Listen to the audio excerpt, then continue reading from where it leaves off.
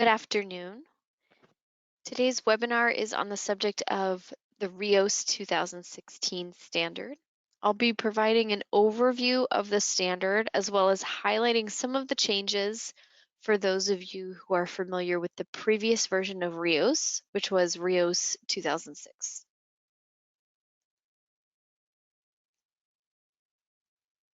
My name is Austin Matthews. I'm the EHS Assistant Program Manager with PJR. I have a brief agenda on this first slide to give you an idea of what the presentation will cover. I'll share a little bit about Perry Johnson Registrars, who we are, what we do. I'll highlight benefits and drivers associated with Rios certification. The transition timeline has passed, but I will provide a brief overview of the transition information. I will also summarize the key changes of the standard between Rios 2006 and 2016 versions. I'll provide a general overview of the standard itself for those of you who aren't as familiar with Rios or might be pursuing certification for the first time. Then we'll get into a little bit more detail going clause by clause through the standard. This is not meant to be an internal auditing course or anything as formal as that. This webinar is a high-level summary of some information that we thought was pertinent enough to share with our clients. We'll close with an overview of the certification process for anyone who is pursuing certification for the first time for your organization and might not be familiar with what that process looks like. And we'll close with questions at the end. Feel free to type those questions into the chat field at any point throughout the presentation. I will save your questions for the end. Before we get started, I also want to note that today's presentation is being recorded. A recording of the webinar will be available on PJR's website in the next couple of days, as well as a copy of the slides if you'd like to download those and review them again in the future. Perry Johnson Registrars is a leading registrar, one of the leading registrars in the world. We have certified clients around the globe to a variety of standards. This list is not all-inclusive, but certainly gives you an idea of our global presence, a few countries in which we have certified companies to one standard or another. We're accredited to grant certification for, as I mentioned, a wide variety of standards. Today we're talking about the Rio standard, but certainly there are others that you may be familiar with on this slide.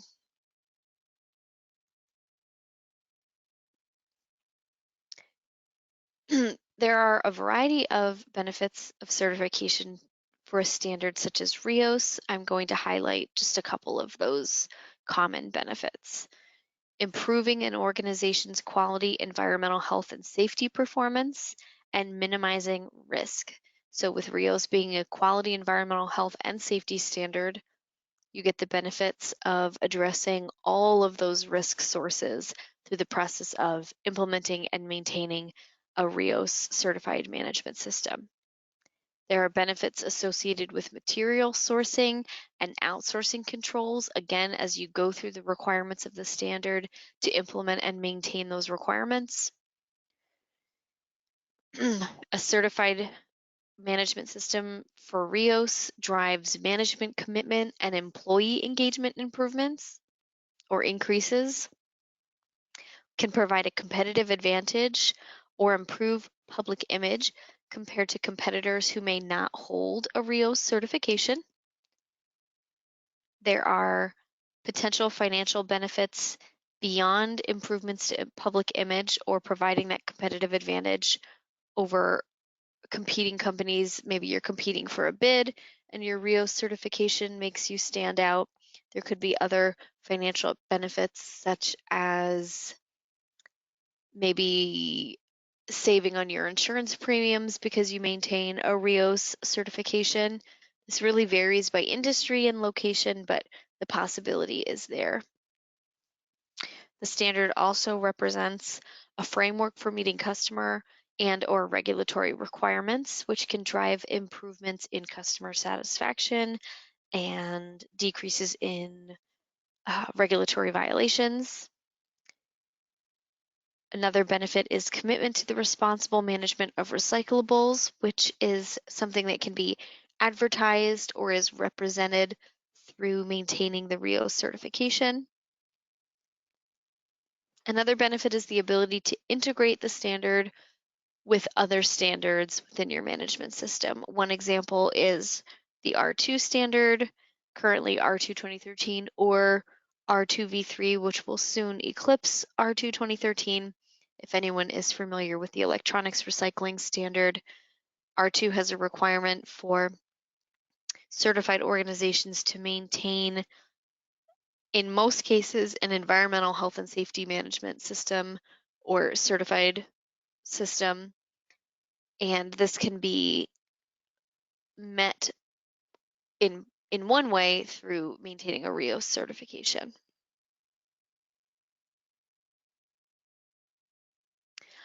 As I mentioned earlier, the transition timeline or deadline for Rios 2006 to eclipse and everyone to need to transition to Rios 2016 has already passed.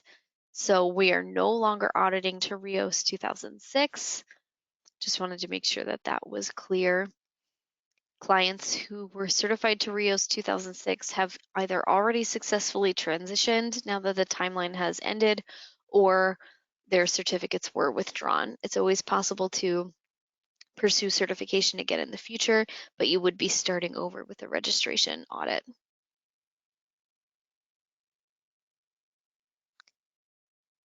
So standards are revised from time to time for a number of reasons. A lot of times the reasons are similar: maintaining market relevance, making sure they continue to be compatible with other management system standards, making sure they're easy to use, flexible enough to apply to a wide range of organizations within the sector, easy to understand, free from ambiguity, easy to translate. All of those common reasons are also relevant for the Rios standard.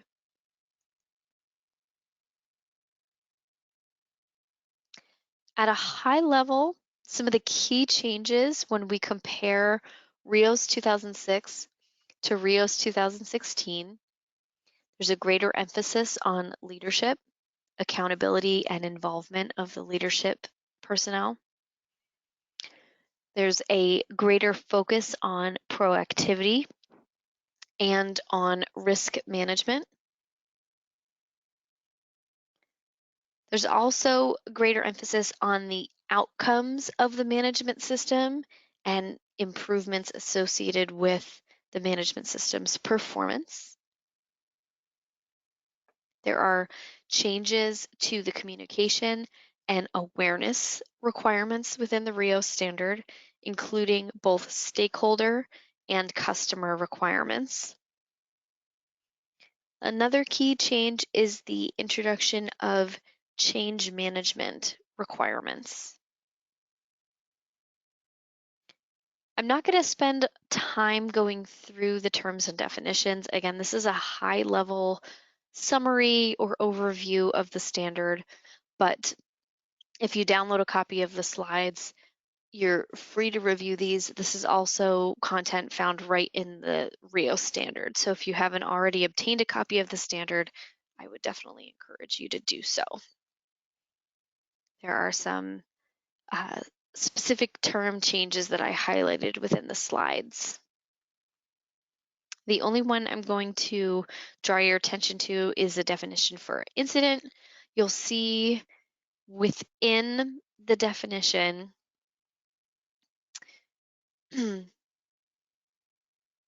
there is reference to a term called near miss. So when we talk about incident investigations later in the presentation, I want to be clear that incident, as it's defined within the standard, includes near misses. And in a near miss, there wasn't an injury, there wasn't any damage, but the potential was there. And that is still something that we expect through the standard requirements be investigated in order to prevent recurrence. Just because nobody was injured or no property damage occurred doesn't mean that we should ignore that potential and wait for somebody to get hurt to do something about it. And we'll talk more about that later. But that coincides with a increase in the expectations for proactivity. And we'll talk about that as we go through the presentation as well. Near miss is defined as well, to piggyback on that. It's an incident in which an EHS harm could have occurred but did not. So again, recognizing that potential and utilizing it to improve the system and prevent a situation where harm would have occurred or could occur in the future. So again, feel free to review these definitions if any of them are unfamiliar to you or you want to check out what has changed. They're right in the standard. Some general information about the Rios 2016 standard. You can obtain a copy, and if you haven't already done so, I would highly recommend that. You should have ready access to the standard to which you are either certified or pursuing certification for. One of the changes for Rios 2016 that's worth noting, we're beyond the transition timeline, but moving forward for all recertification audits, the NCRs or nonconformities, if you're issued any during your PJR audit, require evidence of effective implementation prior to acceptance and closure, even for minors.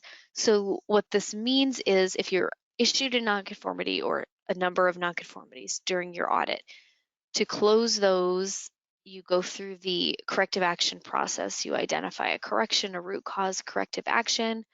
Typically for minor NCRs, which are less significant than major NCRs, we have an expectation that you have a strong plan. However, you have until your next PJR audit, your next annual audit, to actually implement some of those tasks, and that we would verify the effectiveness during your next audit. This requirement, on the other hand, requires the tasks to be implemented within that nonconformity deadline timeframe, rather than waiting a whole year to potentially implement those and have them be verified by your registrar. So that's a change that's worth noting. I forgot to include it here. I'll update the slides before they're downloaded or downloadable from the website, but Rios 2016 also includes a requirement that for your new audit cycle, we have to swap out your auditor. They want a fresh set of eyes. They want to make sure that neither the client nor the auditor get too comfortable, and maybe you're not getting as value added or as effective of an audit. So there is a requirement to, at a specified frequency, swap out for a new auditor as well.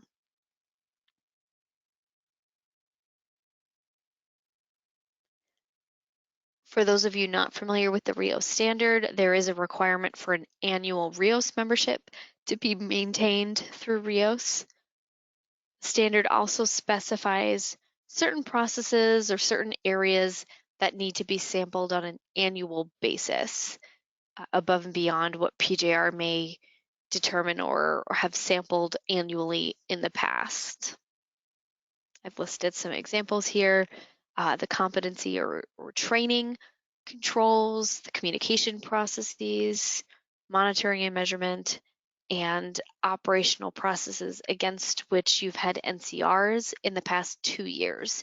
Previously, the requirement would have been reviewing those areas where there was an NCR written the previous year, 1 year only.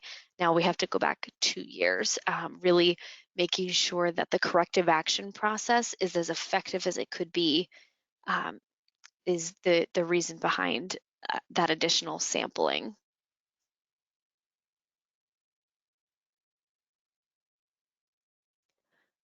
I'm going to go through clause by clause. Again, this is a high-level summary, so we're not going to get into a ton of detail, but certainly for anyone who's not so familiar with the standard, you'll get a glimpse of how to navigate through, and hopefully a helpful recap for anyone who has already transitioned to Rios 2016.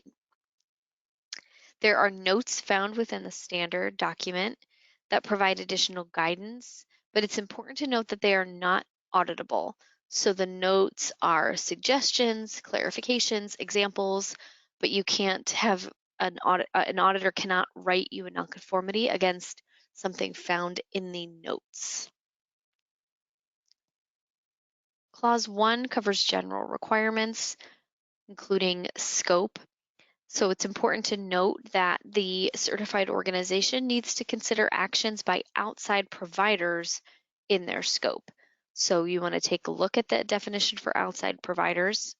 You need to include activities performed by outside providers in your footprint.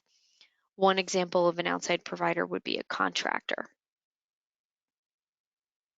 They don't necessarily need to be included in the scope, but it is important to consider them. You may determine that it's appropriate to include them in your scope, but the requirement is to consider them.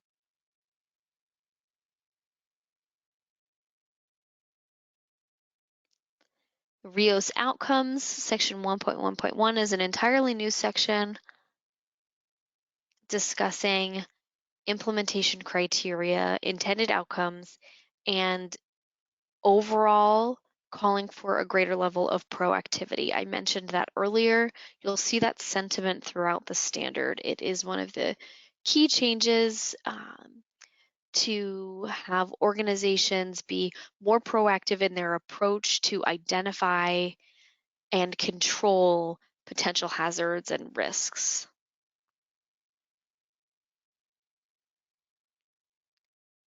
QEH&S infrastructure sections include requirements for assigning responsibilities and the requirement to have a management representative, but ultimately, and this is where we talk about leadership being emphasized, as we did when we covered those key changes earlier, senior management is ultimately held accountable in Rios 2016 for their commitment, their involvement, their accountability in the management system, not just, are we certified or are we not certified, but accountable for ensuring the resources are adequate and that they're involved and knowledgeable in the management system requirements, how it affects their organization, what it takes to maintain that those requirements found within the standard. This is a key change and it's very important. Section 1.3 covers document and record keeping controls. If anyone's familiar with ISO 14001, these changes are very similar, allowing organizations to decide what type of controlled documents or what type of documentation system makes sense for them, broadening that definition to be more flexible. What we're looking for here is whether the processes are effective, whether the controls are effective, rather than looking for them to be in a specific format. If they are documented in some capacity and the controls are effectively implemented, then that would be acceptable. If they're not documented or they're ineffective, then that would be another story. Clause 2 covers the policy. There are some additional requirements here related to the evaluation of impacts and risks, the need for annual reviews, again, senior management commitment, and several other topics.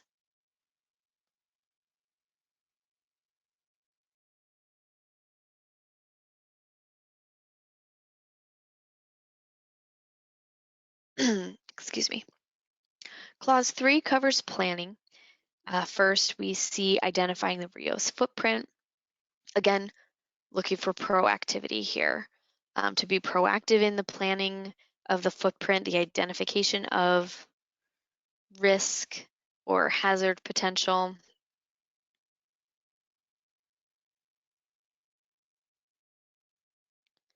It's also required that this assessment includes certain items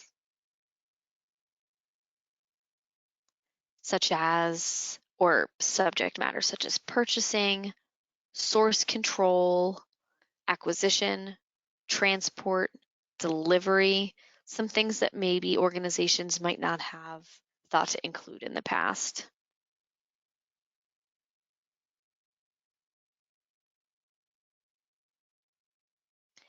The requirement here for the footprint is also meant to include positive impacts or potentially positive impacts. It doesn't need to focus solely on the negatives. The footprint needs to be kept up to date. It needs to be reviewed for changes. It also needs to be assessed prior to making any changes that could impact the management system. So this is speaking to the change management expectation. 3.1.1 covers important quality risks. This is a new subsection requiring identification and control of risks affecting quality, whether product or service quality. The term risk is defined within the standard. Some examples might include employee theft, ineffective training, departure of a key employee, equipment or tool breakdowns, things like that, that could have a potential impact on the quality of the product or service. There are similarly environmental and health and safety subsections following that quality risk section. Again, we see some additional requirements here, including specifically the need to document, in the case of environmental impacts, the rating criteria that is used to rank or determine the significance of those environmental impacts. Health and safety includes the documentation of control requirements, so the need to document operational controls relevant to those health and safety risks that are identified. 3.1.4 covers legal requirements. This includes product requirements, and the controls do need to be documented here as well. Just a high-level overview of some of the requirements of the standard as we go through. 3.1.5 covers product, service, and customer requirements. Again, this is a new section. This requires the documentation of requirements and monitoring methodologies for a variety of topics. So take a look at 3.1.5 for more on that. It also requires verification and records of conformity. 3.1.6, also a new requirement, covers the identification of stakeholders as well as their requirements. So you have stakeholders, take a look at those definitions in the standard. And it's not enough to identify who your stakeholders are. Stakeholders can and often do have requirements that are then passed along to the organization or to which the organization is subject. So you need to know who your stakeholders are and what their requirements are in order to have controls in place to be able to meet those requirements. Controls need to be implemented accordingly based on what those requirements are. They need to be reviewed annually. Again, take a look at that stakeholder definition. I've included a couple additional examples. There are examples in the definition of the term within the standard as well, I believe. 3.2 covers improvement planning. We start by talking about establishing goals. There are a variety of inputs or items to be considered, specified in 3.2.1. 3.2.2 includes plans for goal achievement, requires written plans, identifying tasks, resource needs, etc., assigning responsibilities we talked about before, due dates, methods for evaluating results.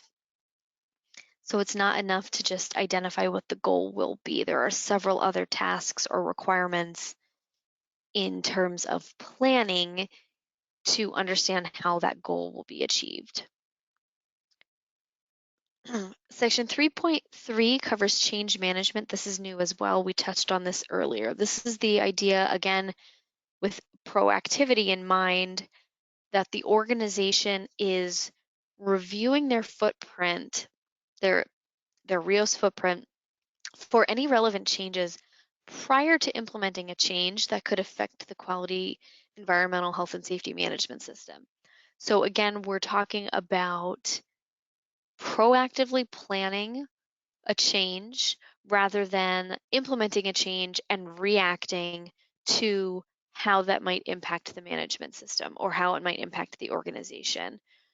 With planning, we hope to avoid incidents, injuries, environmental exposures, all of that stuff, quality impacts, by taking the time to anticipate what those impacts could be and implement controls before that change is implemented. Do we need new machine guarding? Do we need new pollution filters? Do we need training? Do we need additional procedures? It could be so many different things. It could be a combination of things. But again, that proactive planning to avoid an incident rather than reacting to something that occurs after the change has been implemented is the goal with change management. Clause 4 covers implementation. For example, recycler knowledge. We're talking about competency and awareness here in this section. So the need to identify what those competency requirements are, the requirement to maintain records as evidence of competency, to verify effectiveness of those trainings or experience or whatever the case might be, however you're meeting those competency requirements. There's criteria specified in 4.1.1 that training needs to take into consideration.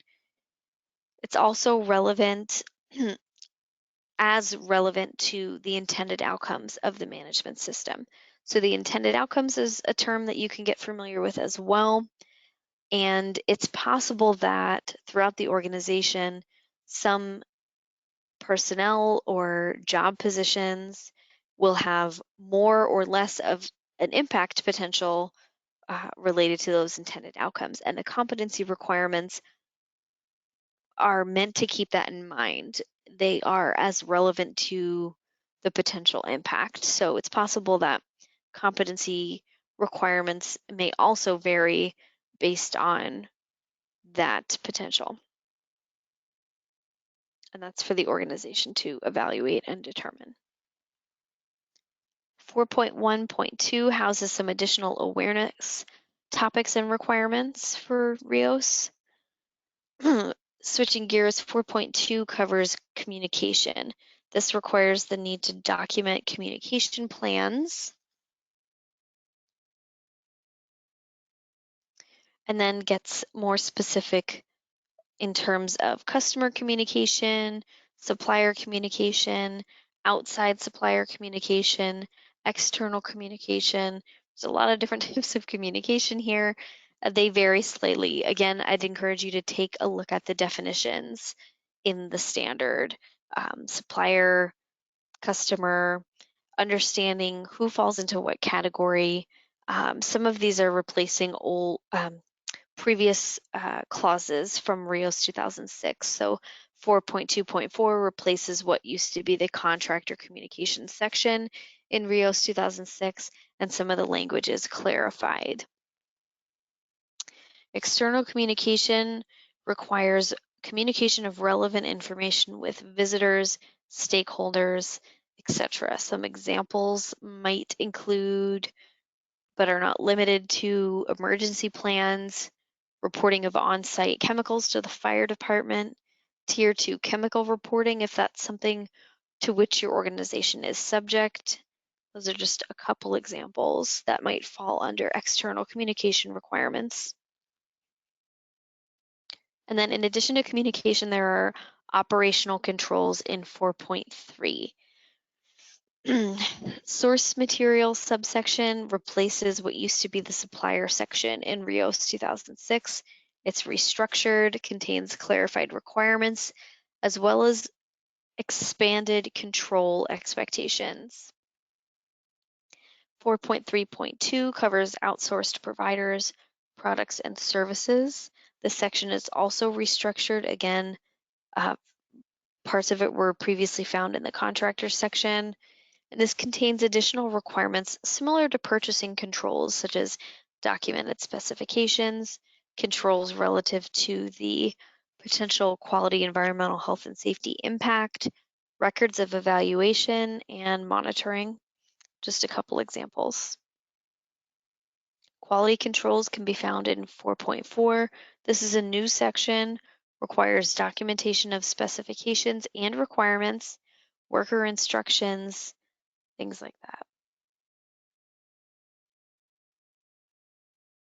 Similarly, there is 4.5 covering environmental controls and 4.6 covering health and safety controls.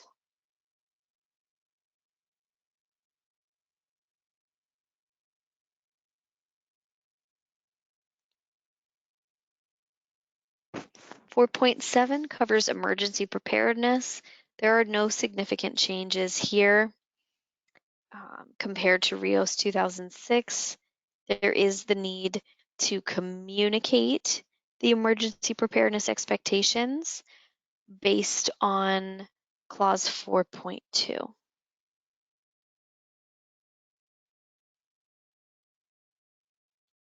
Clause 5 covers checking and corrective action. There are some additional items to be included in the monitoring and measurement plan found in 5.1. There are additional activities that require monitoring in 5.1.1.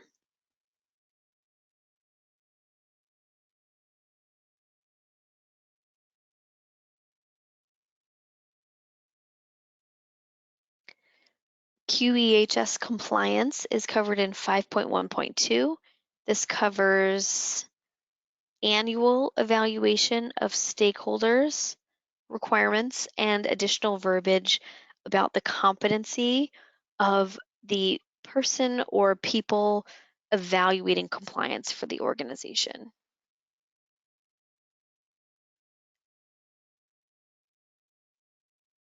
5.1.3 covers maintenance. 5.1.3 covers the additional requirements related to calibration or the maintenance of monitoring devices. So documentation of any requirements as well as actions taken if they were found to be out of tolerance or out of calibration. What was done about that? How were they brought back into calibration? Were any products or services affected by the out of calibration equipment? Monitoring and measuring outputs are required to be inputs in the management review. This is required of 5.1.4. And 5.2 covers non-conformance and corrective action subject matter. 5.2.2 subsection covers incident investigations. This is a new section and it requires investigation for all EHS incidents. So again, we talked about at the beginning of the presentation the definition of an incident and that covers near misses. So be sure if your organization doesn't already capture that near misses are investigated as well. Previous NCRs for 2 audit cycles will be reviewed for effectiveness. I did mention that earlier as well.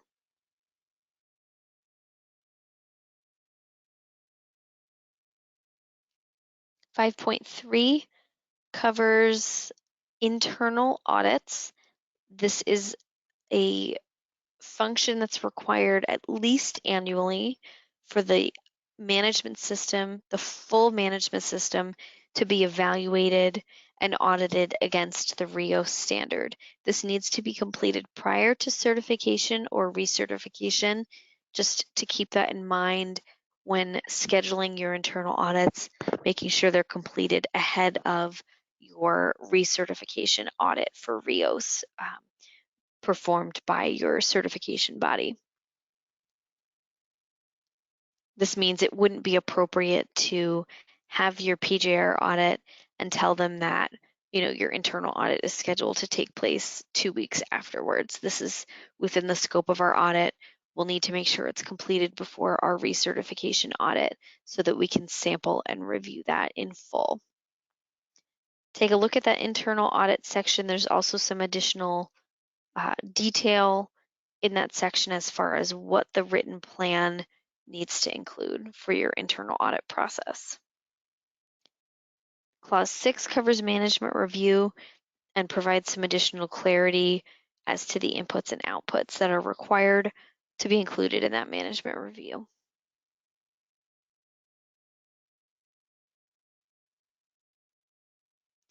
So that provides an overview of the standard at a high level, excuse me, as well as highlighting some of the key changes between Rios 2006 and Rios 2016. For anyone pursuing certification for this first time, I'll provide a brief overview of the certification process, and then we can get to any questions you guys might have. One of the first steps in pursuing certification to Rios is to get a copy of the standard. The next step is to establish the documentation needed to meet the Rios standard requirements. You'll also need to conduct training to those requirements, implement those requirements, including conducting an internal audit, compliance evaluation, and management review.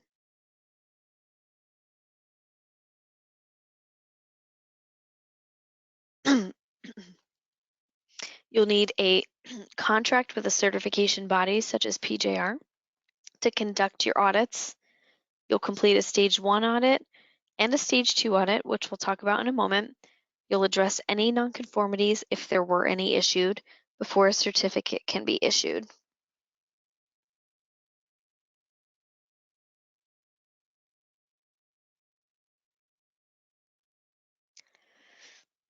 The registration audit again consists of a stage 1 and a stage 2 audit. The stage 1 audit primarily consists of documentation review to make sure the framework for the quality environmental health and safety management system is in place to meet the requirements of the standard and to confirm the organization's readiness for their stage 2 audit. The stage 2 audit is a full system audit to test the effectiveness of the management system in meeting the requirements of the standard. This will include sampling of all the shifts, all of the operational processes to really get a sense of how the documentation framework and the standard requirements have been implemented. Any nonconformities identified at a stage 2 will need to be resolved through the corrective action process prior to issuing a Rios 2016 certificate.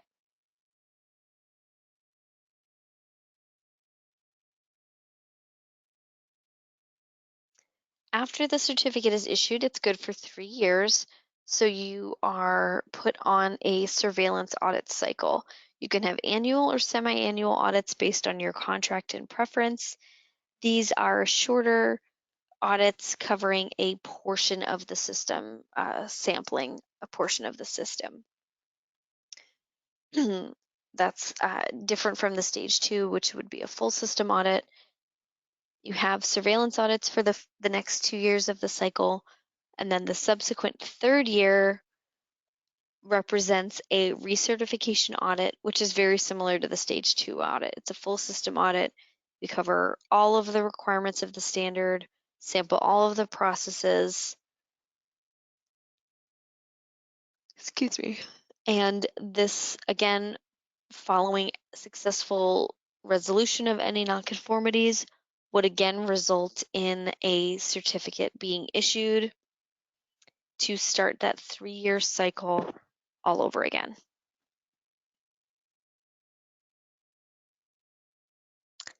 If you have any questions, please feel free to type them in if you haven't already done so. In the meantime, I wanted to quickly put our contact information up on the screen. Again, my name is Austin Matthews. I'm the EHS Assistant Program Manager with PJR. I can be contacted via email or through the main PJR phone number. Stacy DeSantis is our EHS Program Manager. She can also be contacted with technical questions. I've included the sales department phone number to get you started as well if you are looking for a quote.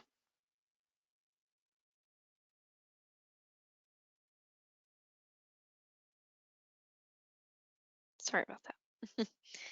Okay, let's see if we have any questions.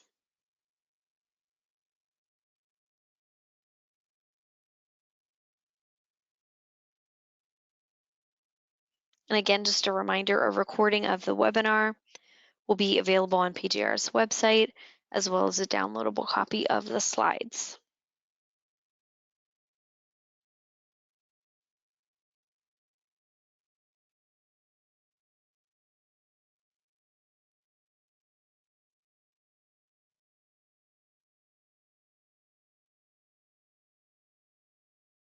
Okay, it doesn't look like there's any questions. So thank you so much for joining me today. I hope it was beneficial. I'm assuming anyone who is already Rios certified has transitioned since the deadline has passed, but feel free to tune back in as we continue to audit to Rios 2016 and update the slides with lessons learned or common nonconformities.